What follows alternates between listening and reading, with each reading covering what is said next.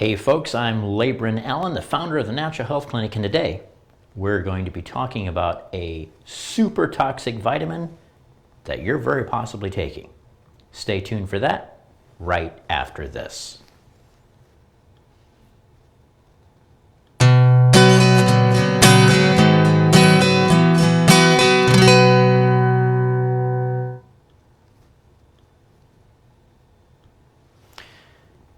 Welcome back.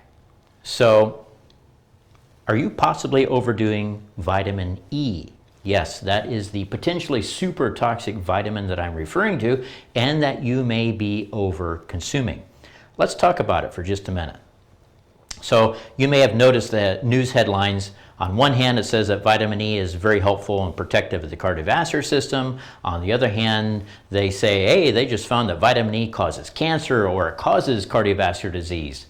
And so it becomes very, very confusing. What should you take? Sorry if I'm looking down. I had technical difficulty just a moment ago. I want to make sure everything's functioning.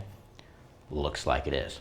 So it becomes very difficult to figure out what's really the truth. There's so much information and misinformation and disinformation, and it becomes a swamp. So in 1964, they discovered a different vitamin E isolate. So before that time, what they had found was tocopherols, and they called that vitamin E. In reality, it's not vitamin E, because vitamin E is a complex of many different components, not just the one that I'm going to be talking about today, or the most well-known one, tocopherols. It's actually several other components. But in 1964, they discovered this other one. It's called tocotrienols. And they then said, well, that means vitamin E is made up of tocopherols and tocotrienols. Well, that's still not the case, as I just mentioned a moment ago. Now, tocopherols, especially synthetic ones, which is pretty much in all the supplementation that you're likely taking, are far more pro-oxidative or pro-oxidant than they are antioxidant. Now, we're after antioxidant, right? We don't want that oxidation. And not only does the tocopherols potentially not have any effect, they help oxidation to occur, which is the last thing that we want to happen. So that fact is why you're seeing the incredibly mixed reviews on vitamin E, and if it's really healthy or not, or if it's actually toxic, as I mentioned earlier. So let's talk about the tocotrienols that were discovered in 1964. Long story short, they are better than tocopherols if you're just looking at them in isolated components. Tocotrienols are anti-cancer. They are anti-inflammatory. There have been found in some animal studies to actually increase lifespan by 19%. That's pretty extraordinary. They are neurologically protective, especially in strokes or Parkinson's, Alzheimer's, and other kinds of dementias as well. Tocotrienols have similar effect as statins when it comes to oxidative LDL. Now, you may not be specifically familiar with oxidative LDL, so let's do an aside on that for just a moment. So you are likely familiar with LDL. You get the lipid panel from your physician, you see LDL, and they say, oh, that's too high, you need a statin. So LDLs are supposedly bad, right? That's the bad cholesterol. Well, in reality, there are two forms of LDL cholesterol that they usually don't even test for, and even recently just started talking about, even though in the functional health profession we've been talking about it that I'm aware of at least 15 years. So there is LDL type A and type B. One is small and dense and bad, pro-oxidant. One is large, fluffy, and actually helpful. So the tocotrienols seem to help specifically with the oxidant LDL or the small, dense, bad LDL form, just as well as a statin. One study showed that within 6 months, there was a dramatic reduction of atherosclerotic lesions, and after 18 months, they virtually cannot be found at all. So it can help with, tocotrienols can help with atherosclerosis. And it dramatically helps with exercise recovery. So if you take tocotrienols on a regular basis and exercise on a regular basis, you may know that you have less muscle soreness and that you have a far faster recovery as well. And tocotrienols have been found to be extremely helpful in healing scar tissue.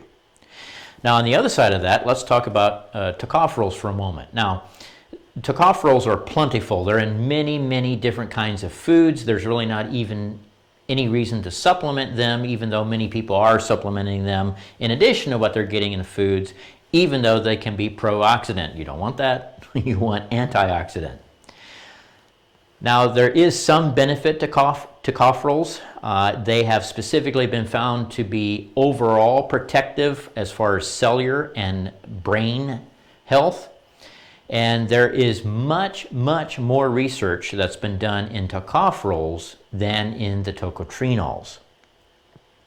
Now, tocotrienols, as far as where can you get them in your diet, it is extremely difficult to get them through dietary means. There is a few foods, one of them being completely unprocessed palm oil. So I'm not speaking of the palm oil that you may see in the ingredients list of your potato chips as an example. That is anything but unprocessed, and it is most certainly not going to contain tocotrienols. Tocotrienols are they're affected by heat very much, so any type of processing will completely destroy them, all right? Now, tocotrienols, to work correctly and to the most benefit, they actually have to have other synergistic vitamins as well. One of the main ones being vitamin C, but there are others as well. So, I personally use a specific kind of tocotrienol vitamin E complex supplementation. But it's a complex. It's in conjunction with other things so that you can make sure that you're getting what you need. So I hope you found this information helpful, and if you have, then please like, share, comment, send this video to your friends.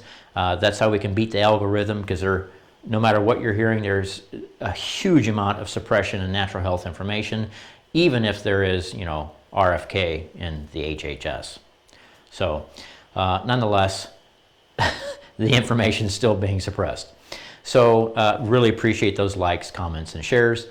Now, if you are looking for help in a step-by-step plan or process that will get you to your health goals, then I invite you to call us for an initial consultation. And at that initial consultation, there's two main things that we do. We look for the root cause or causes of your health concerns, and then we see if we can help you with those health concerns or not. If we can, then we create a completely genetically and physiologically customized, unique program for you that will walk you literally step by step to the realization of your health goals. So if that sounds like something you're interested in, then call our office and Brandy will help schedule that initial consultation for you. So once again, thanks for watching. I am Leigh Brunellen, the founder of the Natural Health Clinic, and you have a great day.